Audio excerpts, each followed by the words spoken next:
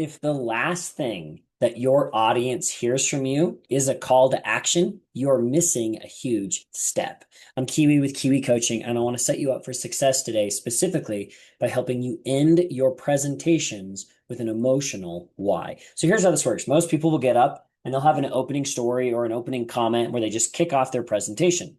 Then they'll go into their content explaining the different things that they do or solving problems, things like that. And then they have a call to action. What do you want your audience to do next? And a lot of people will end right there.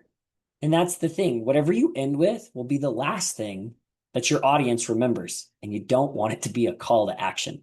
You want it to be why. Now, a lot of people are tactical closers. They look at all the, practical, practical step, practical step, practical step. You say, here, take a next step, and they'll take it. But a lot of people don't buy tactically or logically. A lot of people buy emotionally. And so the best way to do this, give your call to action towards the end of your presentation, but then don't leave or end your presentation right there. You want to end it with an emotional close. And there's three simple ways you can do that. Way one, this is what we call the wraparound finish. So if you started a story at the beginning of your presentation and you didn't finish it in the emotional close. Option two, if you did finish your story and you need something else to finish with, this is my favorite one.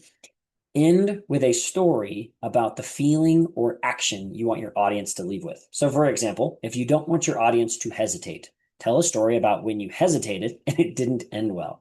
If you want your story or your audience to hire you as an expert, tell a story about a time you didn't hire an expert and how you regretted it. Or the third option that you can do, end with an emotional statement, piece of hope, or what I like to call a stem, which is where you say the first phrase and then something else, and then the first phrase and then something else, and then the first phrase and then something else, and then the first phrase really, really slow. Let's talk about how that would look. So you can have a really good call to action, even if you don't close very well in your pitches. You can have a great call to action that people actually take. You can have a great call to action if you really just put some thought into it. You can have a great call to action. That would be a STEM. Now, here's the cool thing. This doesn't just apply to speaking or presentations. This applies to a lot of different communication. Look at your emails. Are all your emails ending on a call to action? Are all your emails ending on buy now or book me now? Is your landing page ending on buy this now or book now or do this thing now? Or is the copy in your landing page giving them the why?